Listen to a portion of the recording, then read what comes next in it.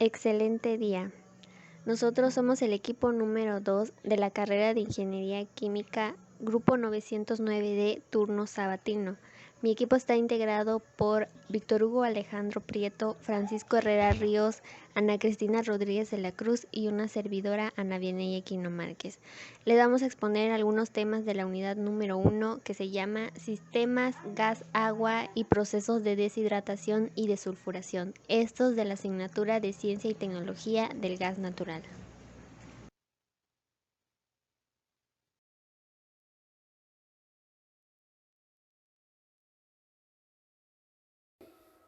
Proceso de eliminación. El tratamiento del gas natural consiste en la separación de los hidrocarburos e impurezas del gas natural producido, además de la eliminación del agua, aceite y líquido. Una de las partes más importantes del tratamiento del gas involucra la eliminación del ácido sulfhídrico y del dióxido de carbono que se encuentran en grandes cantidades. Los gases que se contienen en ácido sulfhídrico y otros derivados del azufre son llamados gases amargos. El gas amargo es indeseable porque los componentes del azufre que pueden ser extremadamente perjudiciales y tóxicos si se respira. Además son altamente corrosivos. El proceso de eliminación de dióxido de carbono y ácido sulfhídrico es llamado endulzamiento del gas. Es muy similar al proceso de deshidratación con glicol. Se han desarrollado numerosos procesos para eliminar los gases ácidos y endulzar el gas a base de principios físicos y químicos.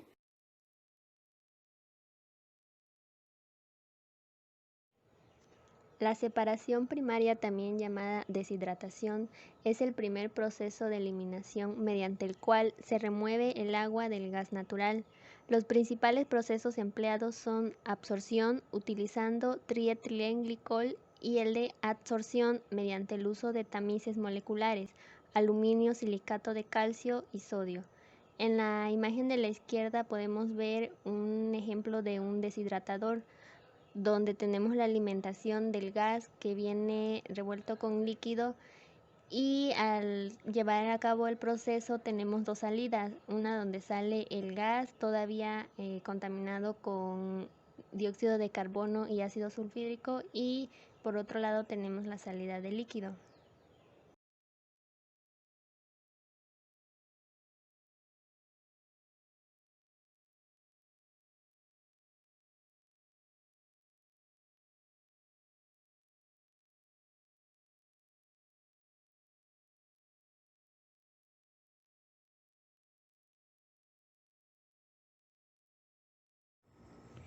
Entre los problemas que se pueden tener por la presencia de ácido sulfhídrico y dióxido de carbono en un gas se pueden mencionar la toxicidad del ácido sulfhídrico, la corrosión por presencia de ácido sulfhídrico y dióxido de carbono. En la combustión se pueden formar dióxido de azufre, que es también altamente tóxico y corrosivo, y la disminución del poder calorífico del gas. Para evitar estos problemas con el gas se hace el proceso de endulzamiento. Este proceso consta de 5 etapas. La primera, el endulzamiento, donde se elimina por algún mecanismo de contacto el ácido sulfhídrico y el dióxido de carbono al gas. Esto se realiza en una unidad de endulzamiento y de ella sale el gas libre de estos contaminantes, o al menos con un contenido de estos igual o por debajo de los contenidos aceptables. El segundo paso es la regeneración. En esta etapa, la sustancia que extrajo los gases ácidos se somete a un proceso de separación donde se le extraen los gases ácidos con el fin de poderla reciclar para una nueva etapa de endulzamiento. Los gases que se deben separar pues obviamente son, en primer lugar, el ácido sulfhídrico y el dióxido de carbono, pero también es posible que haya otros compuestos sulfurados como mercaptanos, sulfuros de carbonilo y disulfuro de carbono. La tercera etapa es la recuperación del azufre. Como el ácido sulfhídrico es un gas altamente tóxico y de difícil manejo, es preferible convertirlo en azufre elemental. Esto se hace en la unidad recuperadora de azufre. En la unidad recuperadora de azufre se transforma del 90 al 97% del ácido sulfídrico en azufre sólido o líquido. La cuarta etapa es la limpieza del gas de cola. El gas que sale de la unidad recuperadora de azufre aún posee de un 3 a un 10% de ácido sulfídrico eliminado del gas natural y es necesario eliminarlo dependiendo de la cantidad de ácido sulfídrico y las reglamentarias ambientales y de seguridad. Y la última etapa es la incineración. Aunque el gas que sale de la unidad de limpieza del gas de cola solo posee entre el 1 y el 0.3% de ácido sulfídrico extraído, aún así no es recomendable descargarlo a la atmósfera y por eso se envía a una unidad de incineración donde mediante combustión el ácido sulfídrico es convertido en dióxido de azufre, un gas que es menos contaminante que el ácido sulfídrico. Esta unidad debe estar en toda la planta de endulzamiento.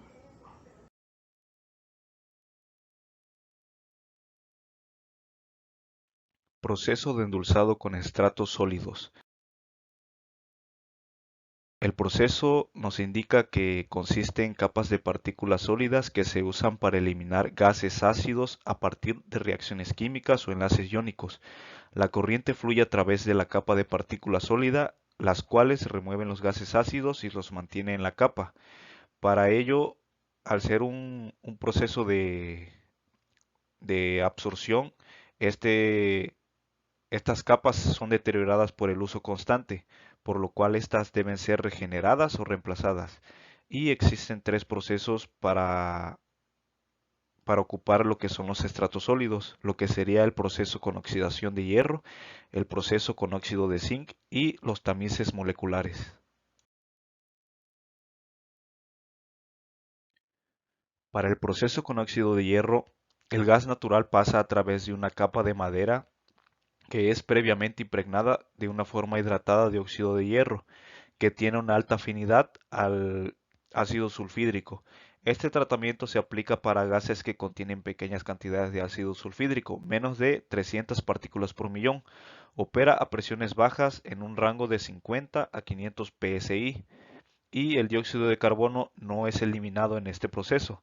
Esta reacción requiere de la presencia de agua ligeramente alcalina, o sea, de un pH de 8 a 10 y una temperatura menor de 110 grados Fahrenheit, lo que serían 47 grados centígrados. El nivel de pH puede mantenerse a través de la inyección de sosa cáustica, ceniza de sosa, cal o amoníaco con agua. El óxido de hierro es impregnado en la capa de madera, la cual produce una capa sólida con una superficie grande de óxido de hierro.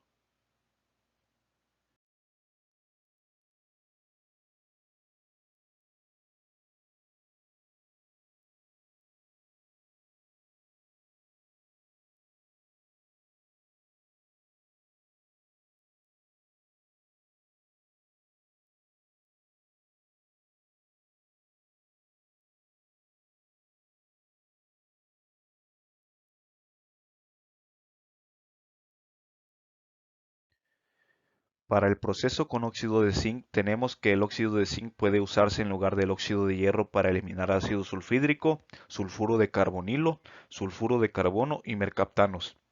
Sin embargo, este material es mejor para la eliminación de ácido sulfídrico, alcanzando una concentración tan baja de una partícula por millón a una temperatura alrededor de 300 grados centígrados, y el tratamiento con óxido de zinc es similar al proceso con esponjas de hierro. Este tratamiento usa capas de óxido de zinc de forma granular que reaccionan con el ácido sulfídrico para formar agua y sulfuros de zinc. Ahí en la imagen podemos observar lo que sería una imagen del material, que es el óxido de zinc necesario para llevar a cabo este proceso.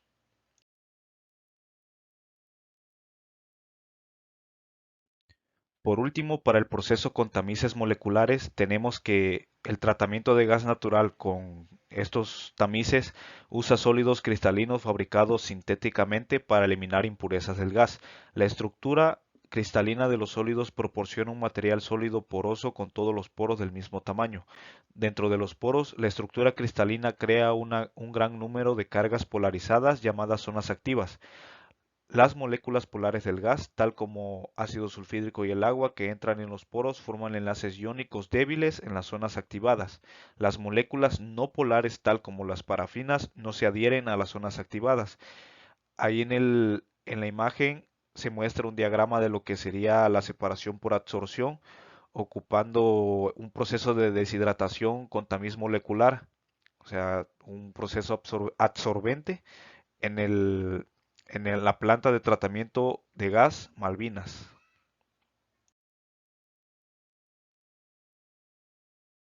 Ahora hablaremos acerca de los procesos de absorción físicos. En estos no hay reacción química entre los gases y la disolución. La absorción depende únicamente de la solubilidad del gas y por tanto de la presión parcial del mismo.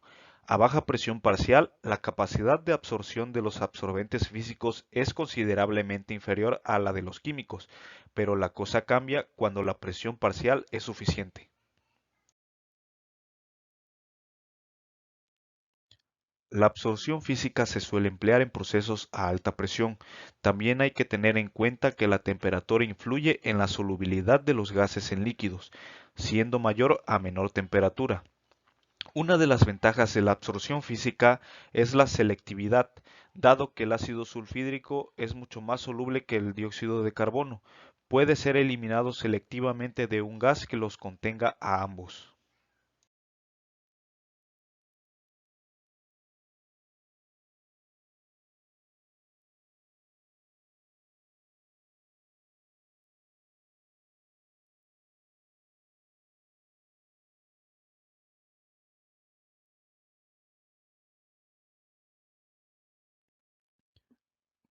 Pero presenta desventajas el proceso de absorción física. Este puede complicarse debido a la presencia de absorción selectiva en etapas, desorción en varias etapas, los reciclos, etc. Pero las bajas temperaturas de operación, la no corrosividad, hacen que el material de construcción pueda ser acero al carbono. Por otro lado, dado que no existe reacción química entre el solvente y soluto, se necesita un menor consumo de energía para desorber los gases ácidos.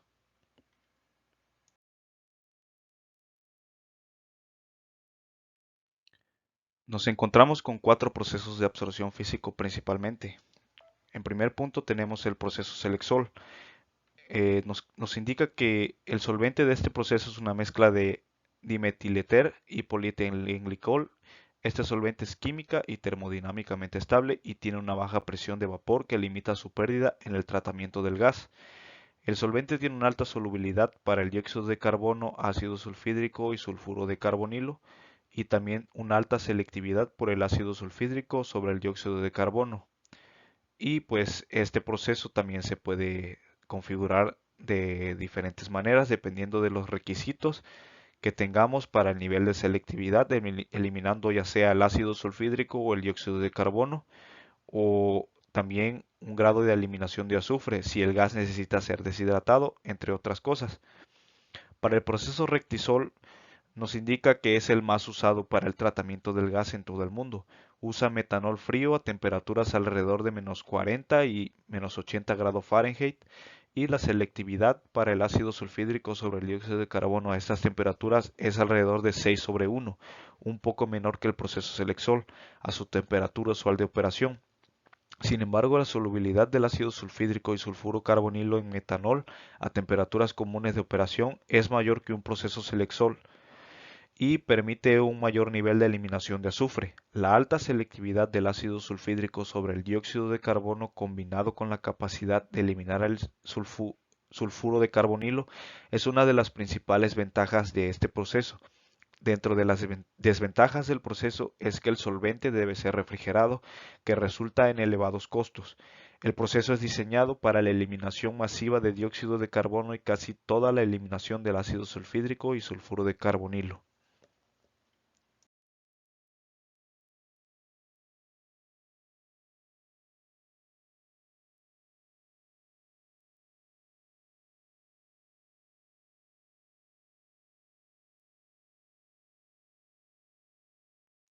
Para el proceso con flúor nos indica que este proceso usa carbonatos de propileno como un solvente físico que elimina dióxido de carbono y ácido sulfídrico.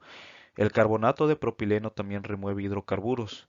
En general, este proceso se usa para la eliminación de grandes cantidades de dióxido de carbono y no se usa para tratamientos con menor de 3% de dióxido de carbono. El carbonato de propileno tiene las siguientes características, las cuales lo hacen adecuado por un solvente para el tratamiento de gases ácidos. Alto grado de solubilidad de dióxido de carbono y otros gases, poco calor de solución para el dióxido de carbono, baja presión de vapor a temperatura de operación, baja solubilidad para hidrocarburos ligeros, químicamente no reacciona con los componentes del gas natural, baja viscosidad y no es corrosivo. Y por último, para el proceso de lavado con agua, es un proceso de absorción física que presenta las siguientes ventajas. Como no hay reacciones químicas, los problemas de corrosión son mínimos y el líquido usado se regenera haciéndolo pasar por un separador para removerle el gas absorbido. No se requiere aplicación de calor o muy poca. Es un proceso bastante selectivo y la principal desventaja es que requiere una unidad recuperadora de azufre. El proceso es efectivo a presiones altas, contiene altos de gases ácidos y relaciones ácido sulfídrico monóxido de carbono altas. Algunas veces se recomienda combinar este proceso con el de aminas para reducir costos. En el proceso, el gas ácido es enviado de abajo hacia arriba en la torre y hace contacto con el agua que viene de arriba hacia abajo. El gas que sale por la parte superior de la torre está parcialmente endulzado y se envía a la planta de aminas para completar el proceso de endulzamiento. El agua que sale del fondo de la torre se envía a un separador de presión intermedia para removerle los hidrocarburos disueltos y al salir de este se represuriza para enviarla a un separador de presión baja donde se le remueven los gases ácidos y de aquí el agua ya limpia se recircula a la torre.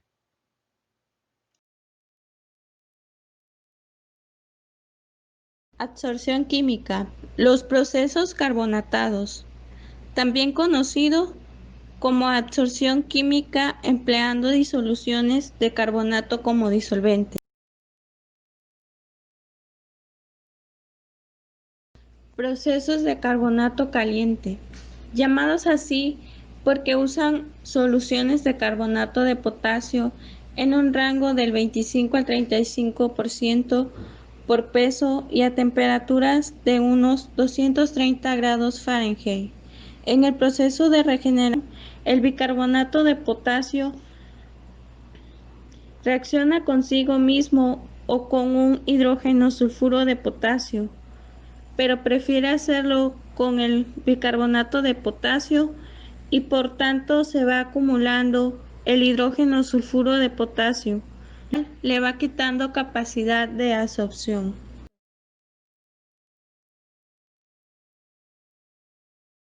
La mayoría de los procesos con carbonato caliente contienen un activador, el cual actúa como catalizador para acelerar las reacciones de absorción y así reducir el tamaño de la contactora y el regenerador.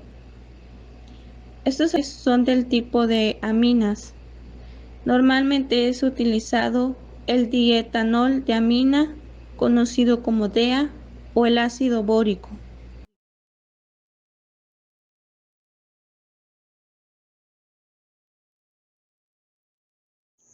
Absorción química, proceso alcanol-amina.